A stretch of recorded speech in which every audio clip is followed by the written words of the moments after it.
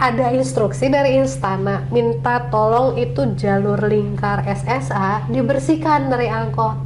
Bagaimana nanti tindakan Kang Jaya? Kang Jaya, sorry. Mohon maaf. Oh, apa. Kalau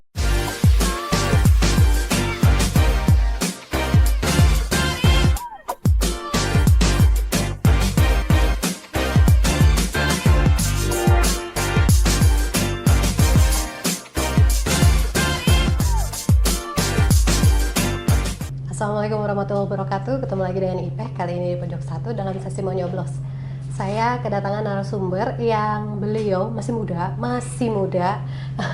mencalonkan sebagai wali kota Bogor, Kang Eka Maulana. Terima kasih sudah datang. Sama-sama.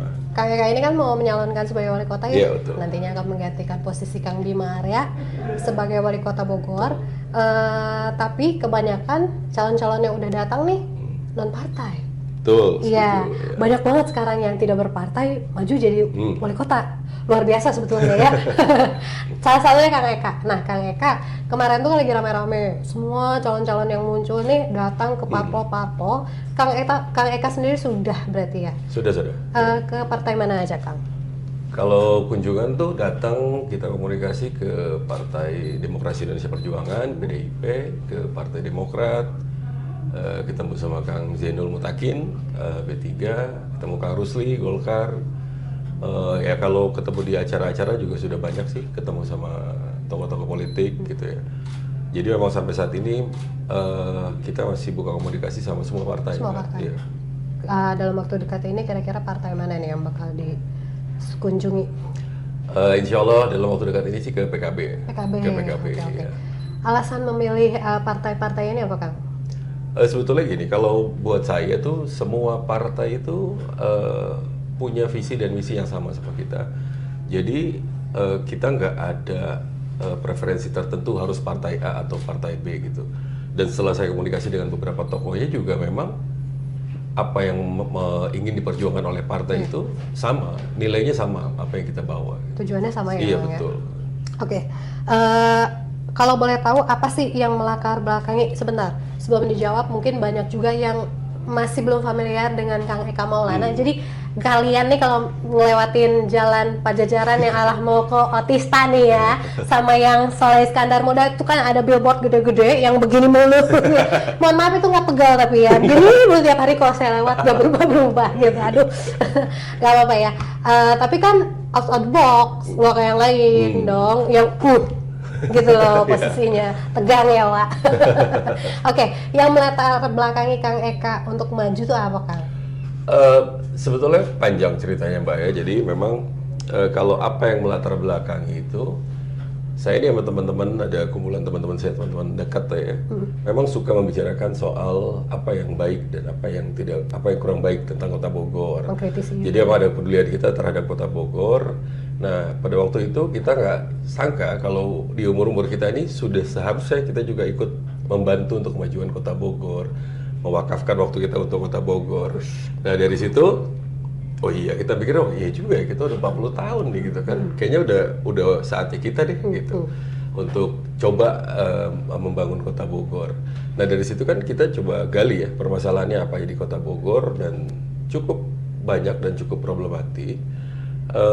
Tapi mungkin yang agak besar kalau kita lihat dari sisi ekonomi ya, dari nanti perputaran ekonominya kan kita sekarang banyaknya dari mais, dari pajak mais gitu, yang diisinya juga maisnya sama BUMN dan lain-lain, karena ada presiden tinggal di Bogor. Nah, ke depan tuh kan kita tahu ibu kota akan pindah ke IKN. Jadi itu salah satu ancaman yang menurut saya nggak bisa dianggap enteng. Jadi kita harus punya solusi bagaimana untuk menggantikan pendapatan dari sektor tersebut. Maksudnya demand-nya harus kita replace. Nah, terus yang kedua juga kalau dulu tuh ya, dulu orang kabupaten nge-mall-nya di Kota Bogor. Iya, sekarang kebalik. Jadi orang kota ke Kabupaten Bogor. Dan perkembangan di sana cukup masif, terutama daerah Sentul gitu. Jadi kalau kita tidak punya sesuatu yang menarik untuk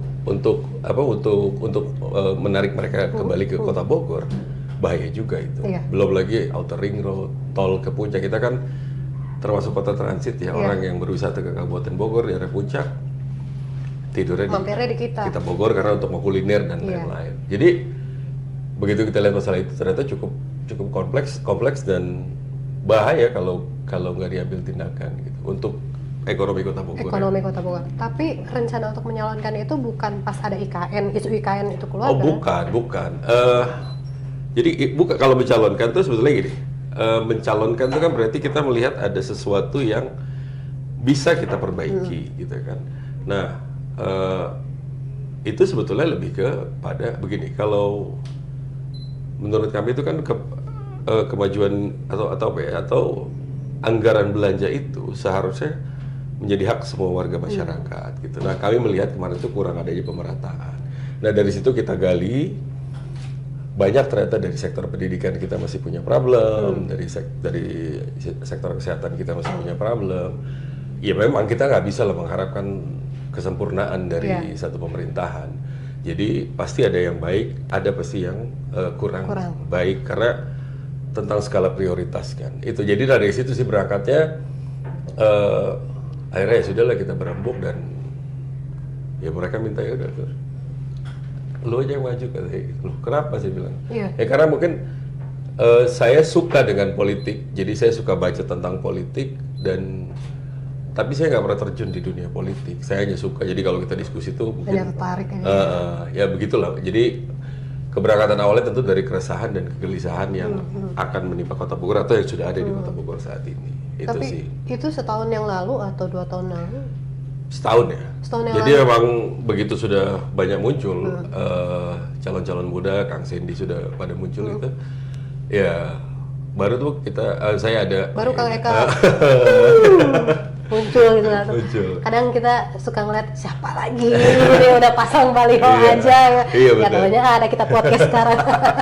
Kang Eka, kalau Kang Eka asli dari Bogor tapi? Asli Bogor, lahir di Bogor, gede di Bogor, orang tua juga orang asli orisinil Bogor. Original. Guys, ya. Tidak ada dari daerah sana ke sana Betul. ya, asli dari Bogor. Oke deh. Dari setahun yang lalu itu mungkin ada juga yang udah dari 2 tahun lalu itu banyak calon-calon yang ternyata sudah pencitraan, istilah kata brand image lah ya, biar nggak ketahuan banget pencitraannya gitu bahasanya brand image. Nah menurut Kang Eka sendiri seberapa pentingkah brand image untuk mempromosikan diri sendiri ke masyarakat? Oh penting banget, sangat penting. Jadi brand image itu kan sebetulnya bisa kita create sendiri atau memang diidentifikasi secara organik oleh masyarakat gitu kan. Nah, memang buat politisi itu yang harus di-create adalah brand image yang bagus.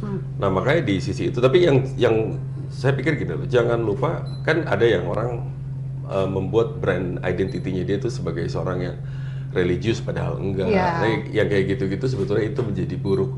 Akhirnya menjadikan menjadi kalau kita bisa bilang oknum-oknum di bukan oknum ya atau apa ya bahasanya calon. Ya jadi politisi-politisi itu kelihatan buruk karena akhirnya hanya dianggap iya mah bagerna pas rek nyalon ke. Jadi solehnya tuh pas 5 tahun sekali ya kan. Gitu. Makanya kalau kita sebetulnya tidak ngambil angle tuh ke situ. Jadi mungkin kalau Mbak perhatiin gitu ya, kita lebih menjual ke apa yang akan kita lakukan. Walaupun kita tahu kita ada di masa mungkin banyak yang sudah nggak peduli lagi dengan visi dan misi, iya kan? Yang mostly yang dijual itu hanya gimmick. Nah kita coba balikan itu lagi, kita coba pengen kayaknya demokrasi ini harus balik lebih sehat lagi deh gitu. Kayak gimana tuh Kak? Iya demokrasi lebih sehat itu adalah yang dijual itu adalah value, yang dijual itu apa yang dipikirkan sama calonnya. Tapi kayaknya sulit nggak sih? Itu sulit, tapi kan ya kita coba aja. Kita tidak berharap hasil. Saya kalau ngerjakan sesuatu juga selalu pikir hasil itu bukan di saya kontrolnya. Hasil itu kontrol di atas. Tapi paling nggak kita mencoba aja. Usaha dulu aja ya. Jadi memang kalaupun nanti sekarang brand image saya terbentuk di masyarakat, itu bukan memang kita yang ingin create seperti itu, tapi itu masyarakat saja yang menilai. Begitu. Nah berbicara tentang brand image, saya pengen tahu banget konsep Kang Eka ini di billboard tuh apa? Begini, udah berubah posisi gitu ya. Begini, kita kan tahu lah ya, kalau saat ini tuh semua ada yang namanya template politik. Betul. Ada yang namanya template politik, foto harus begini, ini harus begini, identity warna itu harus begini dan lain-lain. Tapi Pilpres kemarin sebetulnya itu banyak, Pilpres kemarin tuh jadi anomali. Oh iya betul. Karena pasangan yang menang itu nggak pakai foto dia. Iya. Iya kan? Iya.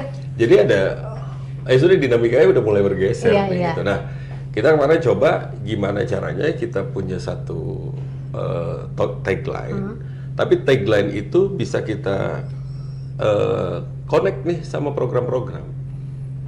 Jadi kalau misalnya gini, kalau begitu kita bilang udah waktunya, sebetulnya tagline-nya kan jadi udah waktunya pemerataan pembangunan, sudah waktunya masyarakat Bogor sejahtera. Jadi tagline kita tuh connect sama program kita. Oh, saya kira sudah waktunya nyalonin wali kota. Ternyata memang itu beneran tagline. Tagline untuk program Untuk nanti. untuk Iya, program. Oke. Itu sih. Soalnya Kang Bima juga kan pernah bikin gimmick juga kan di medsosnya, Iya, Kang iya. Emil sama sudah waktunya Sudah gitu jam-jamnya. kan. Sudah jam-jamnya gitu kan. Oh, kirain bukan kirain untuk gimmick tapi ternyata memang tagline beliau itu gitu. Iya, untuk biar relevan sama programnya dan begitu kita sampein, masyarakat ngerti. Makanya sekarang banyak yang nanya, kan beda-beda tuh kalau dilihat. Iya, Beda-beda iya. ada yang udah waktunya BPJS untuk lansia lah atau Iya. apalah segala macam. Panjang banget. Jadi kita bisa sisipin. Ada lagi baliho yang kayak formulir kerjaan Kang baik banget gitu ya. Di program kerja semua dicantumkan gitu ya. ABCD gitu ya. Banyak banget, 1 poin tuh beranak 5 gitu kan.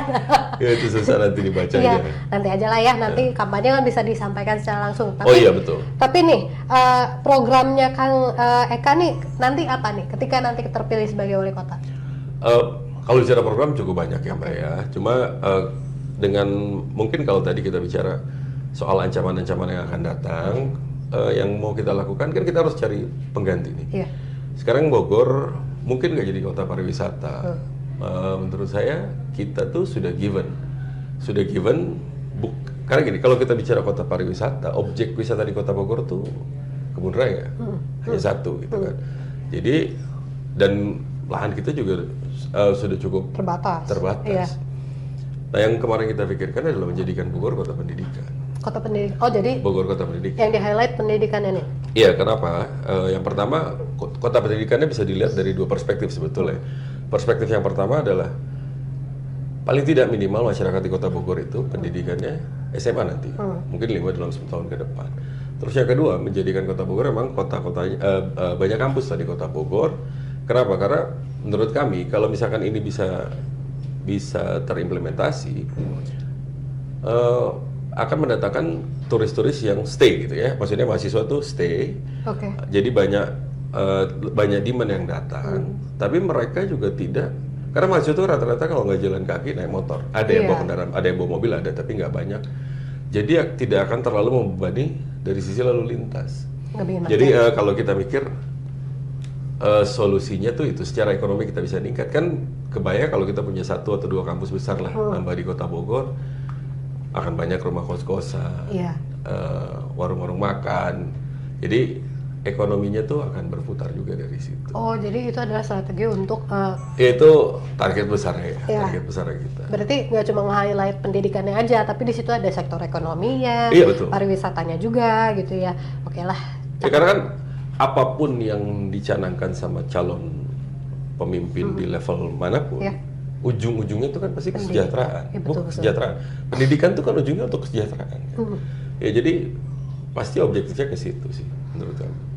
Jadi oh iya sih. Dari pendidikan sebenarnya memang sangat mempengaruhi semua sektor ya. Oh iya, iya. Ujung-ujungnya kesejahteraan kan. Betul, Iya, setuju. gak hanya dari ekonomi, pariwisata semuanya meluncurnya ke pariwisata. Ke pariwisata. Ke kesejahteraan. Ke Mbak, saya minum ya kesejahteraan. kopinya ya? Silakan. Kopi dulu guys. Gak ada endorse, mohon maaf ya Kang. Dari hasil survei Kang Eka itu popularitasnya lumayan. Sempat tersebut beberapa kali di salah satu sih, ada beberapa survei yang menyebutkan ada Kang Eka-nya, tapi masih ya belum terlalu banyak angkanya. Tapi Kang Eka sendiri mendengarnya seperti apa nih? Iya kan mungkin saya yang terakhir muncul kali ya, jadi kita juga mewajarkan. Tapi kalau di sisi tim kami kan yang kita lihat tuh sebetulnya balik lagi selama kita memang objektivitasnya sekarang tuh selain mengejar popularitas, tapi kita juga yang kita lakukan adalah collecting atau mengumpulkan masalah. Jadi kalau di tim kami itu bukan hanya kita mikirin popularitas, gitu, tapi kita juga lagi diagnosa nih problemnya apa aja. Jadi kalau diagnosanya tepat, insya Allah obatnya juga ke depan akan tepat gitu. Oh, studi kasus ya Kang ya? Iya bukan, kan kadang gini, kadang yang kita takut adalah bukan problemnya, bukan masalahnya tidak diselesaikan dengan baik. Hanya pemerintah mungkin gagal untuk mengidentifikasi sebetulnya masalahnya apa. Oh, jadi nggak ketangkep nih permasalahan ini. Jadi kan, ya sama kayak dokter kalau mbak sakit perut gitu. Didiagnosa dulu usus, begitu dikasih obat mah, ya nggak kena. Iya, betul-betul. Berarti udah pegang peluru ya sebelum nanti maju gitu kan? Kalau menurut saya harus. Jadi walaupun di demokrasi zaman sekarang kan banyak yang bilang udah visi misi nomor sekian. Terus saya bilang ngapain kita maju kalau kita nggak siapin visi misi? Iya betul. Iya kan? Iya. Kalau cuma ngejar popularitas gitu ya kosong. Maksudnya kita kosong nggak bawa apapun, kita nggak tahu problemnya apa, kita nggak tahu solusinya apa. Agak konyol sih menurut saya mbak. Tapi apakah masih relevan nggak sih kalau kita masih bertanya tentang visi dan misi saat ini? Gitu? Itu dia. Itu kata dia, saya bilang kita mau coba perbaiki itu lagi karena kita mau coba lagi, maksudnya demokrasi harus agar lebih baik. Kan dulu tuh begitu, kita awal-awal kita reformasi orang tuh jualannya visi misi segala macam. Ya sekarang memang kalau kita kita buat ya kan sekarang visi misi kita tuh mungkin sudah lebih dari 60 page ya. 60 page. Banyak kita ngobrol di tim juga, ini kalau dikasih dibaca nggak? Saya bilang nggak tahu. Cuman yang pasti kalau kita mau jadi pemimpin, ya kita harus bawa ini. Iya, betul. Iya kan, bukan cuma bawa popularitas tapi kita nggak tahu mau ngapain gitu. Jadi kalau saya lebih penting ya kita bawa ini aja, bawa visi misi. Soal nanti kita kalah di popularitas dan lain-lain, ya biarin rakyat yang nilai. Karena saya yakin di semua kompetisi itu kadang bukan yang terbaik yang menang. Jadi makanya saya selalu saya tidak terlalu menggantungkan sama hasil gitu. Karena saya bilang hasil itu di luar kontrol saya. Hasil itu kan yang di atas. Misalnya banyak di kompetisi yang dia nggak akan menang, ternyata ujung-ujungnya bisa menang. Jadi ya kita coba dengan cara kita juga nggak terlalu spending terlalu gede gitu ya. Kita bikin visi misinya biar masyarakat juga bisa bilang aya program nih. Karena memang udah ada itu tuh kejadian. Jadi biar yang ini mah punya program, yang ini tahu mau ngapain. Bukan ngomong udah nanti aja pikirinnya kalau udah jadi. Kan nggak bisa gitu. Iya, ada juga yang beberapa begitu. Visi misi itu kalau saya buatnya sekarang jatuhnya jadi kayak saya ngegombal. Ada juga yang bilang kayak begitu. Tapi menurut kita untuk memperkenalkan diri itu kan memang harus ada purpose-nya ya. Saya tuh punya program kayak kita jualan obat nih Kang, gitu Kang, gitu ya. Jadi kita bingung juga apa yang harus saya lihat dari dia gitu, dari sedangkan visi misi gue nggak tahu lu mau ngapain gitu. Kalau cuma nyalonin doang tapi gue nggak tahu dia tuh value-nya apa aja sih gitu loh. Makanya kalau saya harusnya menurut kita tuh harusnya itu yang dijual. Benar. Itu yang jual visi misi, nggak ada yang lain. Mau kita mau milih pemimpin itu yang dijual adalah visi misi. Soal nanti dia lakuin atau enggak itu urusan lain, kita nggak tahu. Ya, tapi itu harus dijual, makanya kita coba balikin lagi. Jadi kan ada kerjanya, kita harus mikir, kita harus diagnosa masalah, bikin solusi, begitulah. Kalau boleh tahu nih, ini kita dari tadi kan mention terus nih ya calon-calon nih kandidat-kandidat. Nah, setelah kita berbicara tentang visi misi, kandidat mana yang menurut Kang Eka agak sulit kayak ditandingi? Siapa Kang? Gini sih, kalau saya hormatin semua calon kandidat, saya respect, menurut saya mereka semua adalah orang-orang terbaik di Kota Bogor. Tapi kalau ditanya yang paling bakal jadi lawan terberat ya pasti incumbent. Pasti incumbent karena kan punya waktu 5 tahun ke belakang untuk sosialisasi, punya modal, punya investment, punya social investment lah yang cukup tinggi. Ya tapi balik lagi, kalau buat saya siapapun yang menang mudah-mudahan memang jadi yang terbaik, jadi pemimpin yang terbaik untuk Kota Bogor gitu. Amin. Dan saya berharap atmosfer dari kontestasi kita ini betul-betul mencerminkan ketimuran lah. Kita ini kan yang punya adab, kita ini yang selalu akur gitu. Jadi bisa kan compete di situ, nggak perlu ada perpecahan. Iya, betul, betul sekali. Apalagi kayaknya kalau diperhatikan sekarang nih, apa ya, dinamika politik nggak sepanas yang tahun 2019 gitu loh. Nggak tahu ya kalau Pilpres nih maksudnya. Iya, Pilpres atau Pilkada. Karena kalau Pilkada kan adem banget nih Kang. Iya. Apalagi di Kota Bogor, karena kan calon-calonnya nggak banyak yang dari partai. Jadi adem aja gitu loh. Nggak dari tim ses warna ini warna itu gontok-gontokan di jalan. Nah, Kang, itu kan banyak juga calon-calon yang muda, nggak cuma Kang. Ada Sandy lah. Oh, lebih muda ini. Lebih muda. Ada Kang Jaya, ada Dokter Rayendra, gitu kan. Akan menyorotinya seperti apa sih? Karena kan baru sekarang nih yang muda-muda pada muncul gitu loh. Bagus ya justru. Kalau saya senang melihat begitu ada anak-anak muda muncul. Karena kan anak muda itu waktu saya mungkin 5 tahun ke belakang ya, banyak yang apatis terhadap politik. Oh iya. Iya kan, banyak yang apatis terhadap politik. Nah, dengan munculnya anak-anak muda ini kan berarti mulai ada kepedulian dari anak-anak muda. Betul. Mulai ada kesadaran kalau mereka nggak muncul ke politik, padahal mereka tahu, oh, gaji kita ditentuin sama kebijakan politik. Betul. Bensin yang kita beli ditentuin kebijakan politik. Jadi mungkin kesadaran itu mulai muncul dan saya senang sekali karena anak muda itu biasanya idealismenya masih kental, Pak. Oh gitu. Iya, jadi hanya memang kan kadang dari sisi wise-nya ya, kalau terlalu muda gitu. Karena kan ya kita tahu yang bikin Indonesia merdeka itu kan semua anak-anak muda. Ya. Ya kalau saya lihat flashback sejarah Islam gitu ya, agama saya itu muda-muda semua pada saat itu. Santri-santri ya. Iya, bukan santri-santri, saya begitu Islam turun gitu kan, muda-muda semua. Yang tua kan Nabi Muhammad sama Abu Bakar. Kalau yang lain Umar masih 36 tahun, ya masih muda-muda semua. Muda, ya. Iya. Jadi harus disambut positif, banyak ya anak muda yang bertarung. Jadi memang yang memang sudah saatnya yang muda-muda ini maju ya untuk. Udah waktunya. Iya, udah waktunya. Udah waktunya. Tagline-nya ya. Udah waktunya yang udah maju, udah waktunya yang tua mundur enggak dipotong enggak usah ya. Yang tua tuh punya wisdom ya, punya kebijaksanaan. Iya. Jadi sama aja lah. Jadi mau tua mau muda yang penting udah. Yang penting punya integritas, yang penting cinta sama Kota Bogor. Dan punya martabat kan. Iya betul. Kadang saya pinter kadang.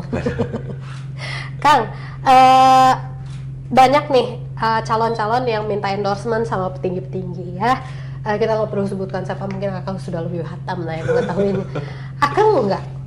Endorsement, aduh. Buat saya gini, endorsement itu mungkin penting untuk balik lagi untuk value ya, untuk brand value, untuk brand image tadi. Jadi, tapi buat saya, karena kita yang mau kita jual itu adalah visi dan misi. Kita mau jual, kita tuh mau ngapain gitu. Nah, menurut kami yang harus mendengarkan apa yang mau kita lakukan nanti itu kan masyarakat. Jadi saya lebih milih di endorse sama masyarakat aja. Oh, iya. Makanya kalau kan salah satu program kita itu adalah mau buat namanya Balai Kampung ya. Balai Kampung. Mereka sempat diprotes banyak orang katanya, loh kita udah nggak ada perkampungan, kita sudah ada pemukiman. Terus saya bilang dengan mengganti diksi, apakah menjadikan masyarakat itu sejahtera? Kan enggak. Oh iya. Kita mau bilang itu pemukiman, perkampungan. Kalau nggak berubah ya sama aja. Iya. Dan saya masih sering menggunakan kata kampung karena saya pulang kampung dan saya juga orang kampung gitu. Jadi begitu dibilang, ini mau wali kampung ngurusin kampung mulu, saya bilang nggak apa-apa. Karena mungkin itu kita pengen pemerataan pembangunan, jadi orang-orang di kampung-kampung ini juga bisa punya kesempatan terhadap anggaran di Kota Bogor. Konkretnya apa sih Kang? Terhadap akses di Kota Bogor. Jadi kalau mau bicara konkretnya sebetulnya Balai Kampung itu kalau orang-orang yang tinggal di perumahan gitu ya. Perumahan itu kan mereka punya taman olahraga, punya tempat olahraga, punya taman-taman, sarana publik lah ya. Tapi kan kalau yang di kampung-kampung padat penduduk, nggak ada. Sedangkan kalau kita mikirnya begini, itu dampaknya nanti bisa sebetulnya meningkatkan buying power dari masyarakat. Misalnya contohnya, salah satu contoh ya, Di kampung itu kan nanti ada gedung serbaguna kecil, di Iya. balai kampung itu ada gedung serbaguna kecil. Tapi di situ nanti kita bisa pakai untuk puskesmas keliling, posyandu keliling, lalu ada lapangan olahraga yang bisa dipakai anak-anak muda yang akhirnya bisa menyalurkan energinya ke apa ke arah yang lebih positif. Ya kan sekarang kita tahu anak muda tuh kalau nggak game online ada kekerasan di jalanan dan lain-lain. Kita objektif kita ke situ. Nah, kalau dengan adanya puskesmas keliling, posyandu keliling, bisa dipakai juga untuk nikahan, kan nikah tuh kosnya lumayan ya, Mbak ya, terutama dari gedung. Nah, paling tidak mengurangi apa spendingnya mereka. Biasanya misalnya mereka kalau mau ngecek darah harus ke puskesmas, naik angkot sekali 2 kali gitu. Mereka harus cek misalkan sebulan sekali. Iya. Nah, ini paling nggak berkurang karena ya di prinsip bisnis, kalau di prinsip bisnis itu kalau kita mau meningkatkan profit kan 2 yang kita lakukan. Yang pertama adalah meningkatkan revenue, yang kedua efisiensi. Iya. Nah, dengan efisiensi ini seharusnya bisa meningkatkan daya beli dari masyarakat, Iya, iya iya, kan? iya. Walaupun income kita 1 juta, tapi karena ternyata pengeluaran kita yang tadi bisa 800.000 jadi 700.000, akhirnya buying power kita jadi 300.000 yang tadinya 200.000. Iya. Begitu. Di samping tentu kita ada program juga untuk bagaimana bisa meningkatkan daya income-nya mereka. Jadi ya itu sih berangkatnya dari situ. Berangkatnya dari pemerintah Kota Bogor itu adalah hak semua masyarakat Kota Bogor, baik itu dari sisi servisnya, dari sisi anggarannya. Terus yang kedua, dengan kita ciptakan kita bikin balai kampung ini bisa banyak sih, bisa buat untuk merukun masyarakat, tadi menyalurkan energi anak-anak muda. Lalu yang kedua juga ada sarana kesehatan yang kita jemput bola gitu. Oh iya, Begitu. datengin langsung ya. Jadi balai kampung ini juga berfungsi untuk saving money. Ya kalau namanya sih sebetulnya belum final ya. Namanya kita kadang sebutnya alun-alun kampung, kadang kita sebutnya Tapi balai bagus kampung. loh itu kan. Harusnya ya, karena ya kalau misalnya saya tinggal di perumahan di sini kan, ya kita mau olahraga ada tempat, ini ada tempat. Jadi begitu kita mikir kan orang-orang di kampung juga pengen begitu. Iya dong. Iya kan? Iya loh. Mereka juga punya hak atas itu. Jadi ya bagus banget menurut saya sih. Tapi udah jalan belum Kang? Belum, karena itu kan nanti jadi Pemkot ya cari lahan lah ya, cari lahan. Kita rencana sih dalam tahun pertama udah bisa mungkin bangun 5 balai kampung lah ya. Di masing-masing kecamatan berarti ya? Bukan kecamatan, bukan kelurahan, tapi area perkampungan. Perkampungan. Dan itu ada kok datanya. Ada. Oh udah megang data? Datanya ada dari, kalau nggak salah kemarin tuh kan jadi kemarin tuh kementerian apa yang punya program, kalau nggak salah namanya Kotaku, saya lupa. Nah itu tuh itu sama mereka tuh sebetulnya lebih membangun di perkampungan begitu. Berarti nanti kita banyak aula dong ya di setiap kampung. Iya. Kalau di Kota Bogor, kalau di kabupaten ya kan desa ya Kang ya. Tapi kalau di Kota Bogor itu masih ada kampung, maksud saya? Masih. Maksudnya kampung tuh gini. Ya kalau saya sih kayak tempat saya tinggal waktu kecil ya di Batu Tulis itu di belakangnya masih perkampungan. Oh itu perkampungan. Masih perkampungan. Dan buat saya lebih nyaman tinggal di perkampungan seperti itu. Maksudnya saya tinggal di ada orang tinggalnya 4-5 kilo dari 3 kilo lah ya dari rumah saya, 2 kilo deh kejauhan 2 kilo. Saya masih kenal. Sama tetangga-tetangga kita akrab. Tapi kalau kita tinggal di perumahan, mati sendiri itu di dalam nggak ada yang ngetok-ngetok. Bener. Kalau di kampung kan nggak keluar sehari diketok gitu ya. Bener. Betul. Jadi kalau menurut kami udah saatnya kampung tuh udah waktunya ya. Oh udah Kampung waktunya dibangun. ya. Udah waktunya kampung punya aula. Iya. Udah waktunya kampung itu punya sarana olahraga Bener. ya. Pokoknya udah ibu-ibu hajat gak usah, udah waktunya gitu kan ya. Udah waktunya gak usah nggak usah nyewa gedung. Oke. Pokoknya ciamik banget deh programnya. Terus Kang, ada kemungkinan nggak misalkan nanti dipinang sama wali kota, tapi Akang sebagai wakilnya? Saya sih belum berpikir ke sana ya. Sampai saat ini juga masih fokusnya kita ke F1. Iya. Jadi, tapi kalau ditanya possibility ya tentu pasti ada aja Iya, namanya iya. possibility. Tapi kalau saat ini sih kita belum ada mikirin ke sana sih. Belum ada, tapi ada Oh enggak, belum ada ya udah tuh. Saya nggak nanya lagi ya. Kalau udah enggak belum ada udah berarti ya. Oke deh, pertanyaan selanjutnya. Sebagai seseorang yang bakal memimpin Kota Bogor, Kang Eka ingin mengkritik apa nih? Yang dari program Kang Bima selama 10 tahun ini. Aduh. Enggak apa-apa Kang, dia mau jadi gubernur ini kok. Iya. Program ya. Program Kang Bima yang Apa sentralisasi? Karena kan tengah-tengah mulu tuh yang diutak-utak. mungkin bukan program ya. Ya itu kalau saya itu tadi balik, bener. Kalau saya kebijakan mungkin ya. Kebijakan yang dari sudut pandang saya itu terlalu sentralistik. Makanya kenapa kita mau bangun balai kampung. Jadi kita tuh decentralize pembangunannya. Nah karena kita menganggap hari ini pembangunannya sentralistik, walaupun di akhir-akhir kan kita tahu banyak dibangun GOM ya di masing-masing kecamatan. Ya alhamdulillah masyarakat punya akses ke sarana olahraga lebih dekat gitu. Lebih dekat. Begitu. Dan menurut kami yang butuh banget juga adalah sekolah ya. Sekolah. Kayak kalau bicara kebijakan sekarang sekolah, pembangunan sekolah sangat minim. Iya, harus nambah. Apalagi negeri ya. Iya tentu sekolah negeri gitu. Ya iyalah negeri ya. Iya. Apalagi. Kalau sekolah swasta. Bingung juga ya nanya-nanya. Tapi nih, ada nggak pernah dari pas Kang Bima bikin kebijakan apa sampai gregetan banget gitu? Ih, wali kota teh gemesin gitu kan? Aduh, gini lah. Dulu saya kagum sama kebijakan, bukan kagum ya. Menurut saya solusi dari kemacetan itu adalah transportasi publik ya, transportasi umum. Nah waktu itu kan dikeluarkan kebijakan kalau nggak salah konversi 3 angkot menjadi 1 bus. Betul. Ya waktu itu saya bilang keren, tapi mungkin implementasinya akan sulit. Akan sulit. Nah kita berharap itu terus ada progresnya kan sampai sekarang. Nah yang saya kaget adalah kemarin keluar angkot listrik.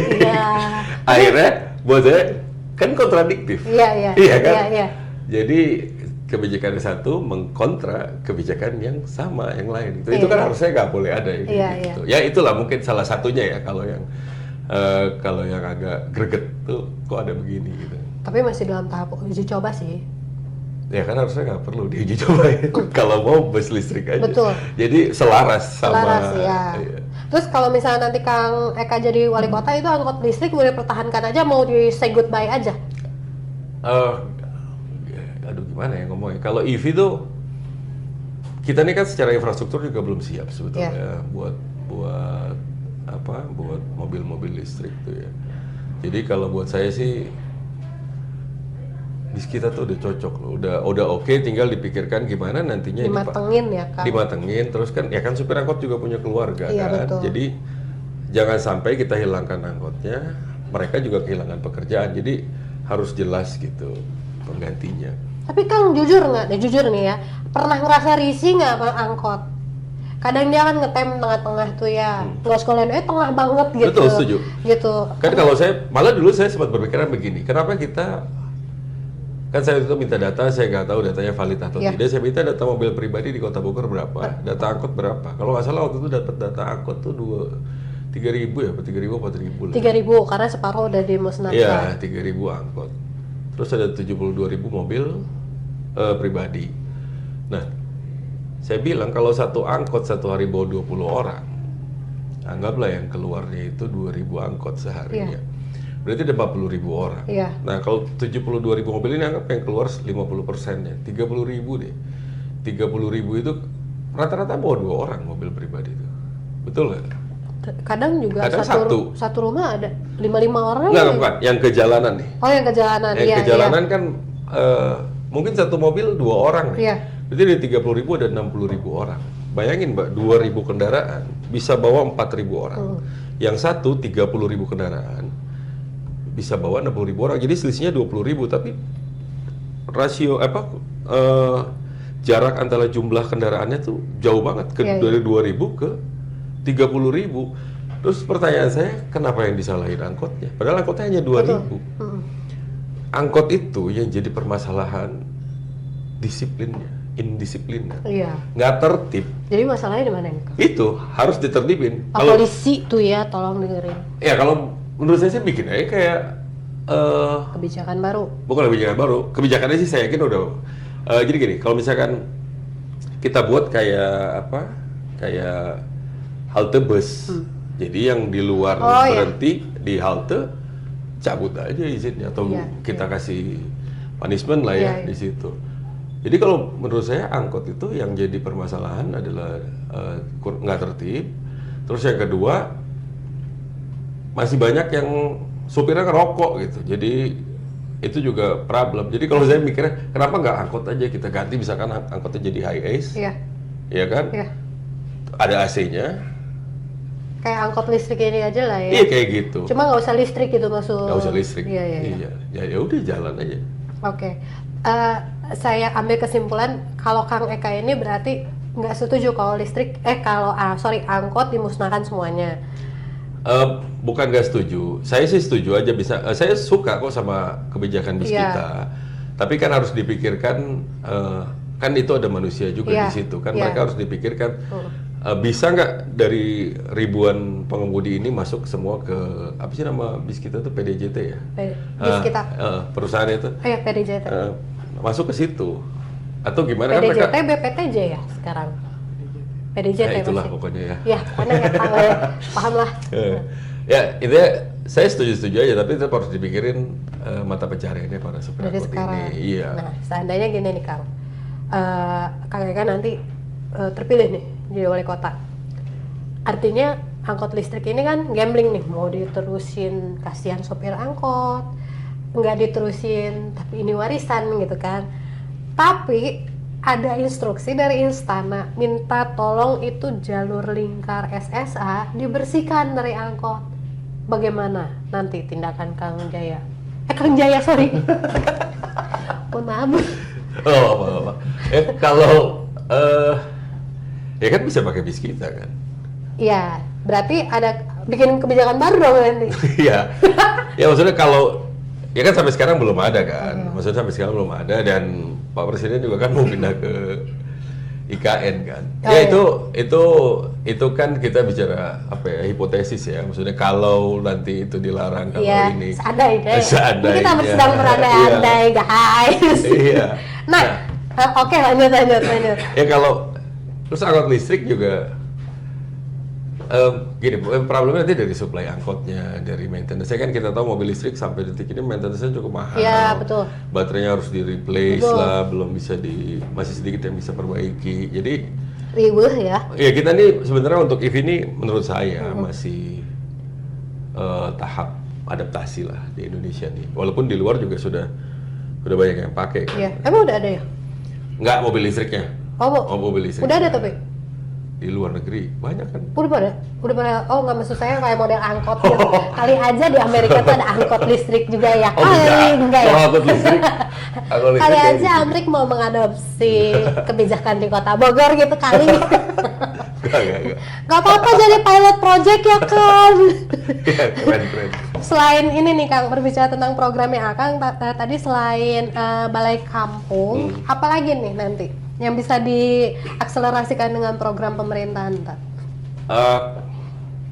Selain balai kampung, kita jadi gini, kita balik lagi tadi untuk meningkatkan daya beli kan banyak juga orang tua yang maksudnya lansia yang membebani mungkin ya hidup dari anaknya. Anaknya juga penghasilannya tidak besar, harus membayar BPJS lansia gitu.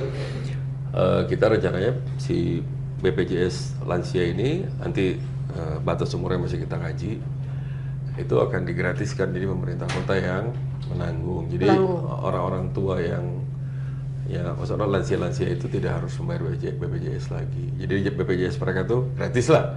Oh, digratis. Jadi Pemkot yang nanggung. Itu balik lagi agar yang tadinya anaknya harus bayar 100.000 misalkan sebulan, akhirnya 100.000 bisa dia beli untuk susu lah atau apalah. Jadi meningkatkan daya beli. Kan nggak mau bikin program sekolah gratis itu kan? Sekolah gratis. Nah kalau sekolah kan sekolah udah gratis. Masih ada aja nanti. Itu jadi kalau bayar-bayarannya. kalau ngomongin sekolah, yang saya concern tuh sebetulnya karena beberapa kali dapat laporannya soal seragam. Iya, bayar. Seragam LKS, sekolah, ya kan? betul. Nah itu kita masih kaji, mungkin nggak kalau kita gratiskan. Tapi mungkin dua solusinya kalau nggak kita gratiskan, paling tidak. Jadi saya tuh pernah dari satu kunjungan di daerah situ gede, itu orang tuanya cerita tuh sambil berkaca-kaca lah, bilang Curhat nih ya. cerita karena dan saya juga agak tersentuh, terharu juga begitu dia cerita. Karena saya punya anak kecil juga kan, punya anaknya sekolah, seragamnya beda. Maksudnya dia nggak pakai seragam, dia pakai baju bebas. Karena dia nggak dikasih seragam, karena belum bisa bayar. Loh, terus saya bilang kan esensi dari seragam itu ya kita tahu. Iya. Mau Anda kaya, mau Anda miskin, sekolah bajunya sama. Iya. Jadi nggak ada ketimpangan di sekolahan. Itu yang namanya seragam, diseragamkan. Makanya jadi seragam. Nah sekarang kalau misalkan sekolah sudah ada kejadian seperti itu di sekolah, gimana coba? Kan miris kan? Iya. Jadi saya waktu itu bilang sama ibu, Bu, ke depan harusnya nggak boleh lagi ada kejadian kayak gini.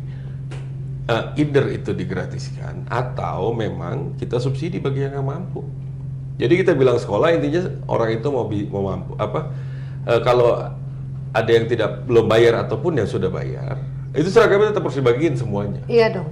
Karena kasihan anaknya anak kelas 1 SD gitu kan. Iya. Terus dia bilang temennya tuh bilang miskin lah apalah kasihan. Iya, Mbak. jatuhnya dibully ya. Mentalnya drop. Ya kan nggak boleh harus. Iya. Apalagi itu kejadian di lembaga yang justru mau mendidik Iya. mereka. Ya itu sih kalau concern saya. Mungkin awal-awal yang bakal saya lakukan tuh itu kali ya, soal Tapi seragam memang sekolah. lembaga pendidikan tuh kadang suka nggak ada toleransi loh. Kayak kemarin tuh saya juga baru lihat, tapi bukan di Bogor sih ya.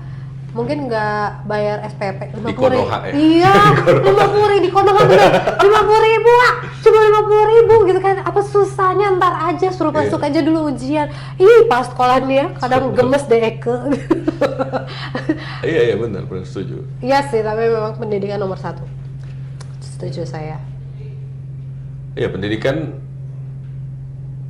buat menurut kita dari semua lini di pendidikan ya itu masyarakat Kota Bogor punya hak yang sama. Oke. Dan itu harus diperjuangin sama pemerintah. Berarti tadi programnya yang bisa diakselerasikan adalah balai kampung, terus MBPJS tadi, kemudian ada soal pendidikan nih Kang ya. Soal seragam. Soal seragam. Sama bangun sekolah, kita pasti harus bangun sekolah. Iya dong. Sekarang kemarin kan kita nambah lagi tuh satu. Iya, Yang ada. satu atap. Satu atap. Jadi SD, SMP, SMP, SMA ya. Oh, deh, satu lagi deh. Kalau mau tadi Apa? balik ke pertanyaan tadi. Oke. Apa yang bikin greget? Saya kan kecil tinggal di Batu Tulis Iya. di gang sekolah 2 atau 11 sekolahan. Ibu saya masih di situ sampai sekarang. Itu sekolahnya dihilangin, diganti sama museum. Sekolah negeri. Sekolah negeri Batu Tulis 2 dan 3 diganti sekarang dibikin Museum Agung. Saya nggak ada isu sih. Silakan kalau mau dibikin museum. Cuman yang saya kaget gitu. Saya tanya kan sama warga di situ kalau saya pulang ke mama saya. Kok museum ditutup mulu sih? Mereka bilang nggak ada isinya. Bayangin Mbak, kita kekurangan sekolah, sekolah ditutup, Jadi dibangun museum. tempat yang nggak dipakai. Iya. Ya Allah. Esensinya museum itu kan dibuka ya. Ya itulah, itu yang bikin gregetan sebetulnya. Oh itu. Itu salah satunya. Iya, yang bikin oke. gregetan. Apa karena memang ada situsnya di situ jadi terpaksa harus digusur gitu? Saya suka budaya, secara historikal ya. Ya itu nggak ada apa-apa kan, isinya ada apa di situ? Saya nggak tahu ya, saya terakhir tanya ibu saya rupanya persis di belakang situ. Maksudnya kalau museum itu kan kita punya artefak, punya A, punya B, punya C dan lain-lain, ada story-nya yang bisa kita ambil dari situ. Nah itu makanya saya rada bingung kan, udah balikin lagi aja ke sekolah kalau memang fungsinya nggak jelas. Tapi sekolahnya masih ada tetap? Nggak ada, makanya kalau sekolahnya masih ada sih saya nggak akan ngomong begitu. Oh nggak digeser? Maksudnya sekolahnya masih ada, tapi saya nggak tahu dipindah kemana. Oh dipindahkan, iya. Tapi kan kondisi kita tuh kan kekurangan sekolah kan jadi dan kekurangan lahan kan, mohon maaf ya, makanya PAD kita tuh kalah sama hasil pendapatannya Harvey Mois, betul? Iya dong, jauh banget. Oh jauh lah. Jauh banget, nggak seupil-upil pisan ya namanya. Gitu Kang, ada rencana nggak Kang, ya Allah Kang, please banget kalau terpilih tolong dong digedein nih wilayah gitu loh. Mau di selatan kayak di timur kayak. Ada, harus sih. Maksudnya pemekaran kan? Iya, pemekaran. Harus. Menurut saya harus, karena kita udah cukup. Udah mentok banget ini. Sedikit. Iya. Nah, rencananya di wilayah mana nih Kang? Nah itu nanti kita pikirin. Ya, oke baiklah. Yang penting dijadikan lah gitu ya. Oke deh, siap Kang. Menurut Akang Bogor itu apa? Rumah. Rumah. Wah, ya dalam amat. Rumah. Kan kalau di kita kan cuma punya satu kata ya untuk merepresentasikan tempat Betul. tinggal. Kalau di luar itu kan ada house, ada home. Nah, Bogor tuh home. Home. Iya. Emang bedanya sama house apa? House tuh kan bangunannya lah, lebih Oh, ke bangunan. home tuh Kalau feeling. home tuh, iya kan kalau Oh, kita iya, iya. feel like home tuh kayak berasa di rumah gitu. Nah, Ada kalau lagunya Kang. Apa perlu saya nyanyi? Nggak usah ya, saya takut kuota kita habis. Oke deh Kang, siap. Kang Eka, terima Iya. kasih banyak Sami-sami, waktunya. sami-sami. Ini kita tadi sebenarnya seru banget. Hmm. Nanti kalau ada waktu lagi kita podcast tapi materi yang lain. Oh, boleh, Kalau boleh. bisa kalau di Jawa Wali Kota juga nanti kita podcast lagi. Insya Allah, Amin. insya Allah. ya Amin, Allah. amin. Kang, hatur nuhun, pokoknya semoga sukses selalu. Siap. Pamit semuanya. Assalamualaikum warahmatullahi wabarakatuh. Waalaikumsalam warahmatullahi wabarakatuh.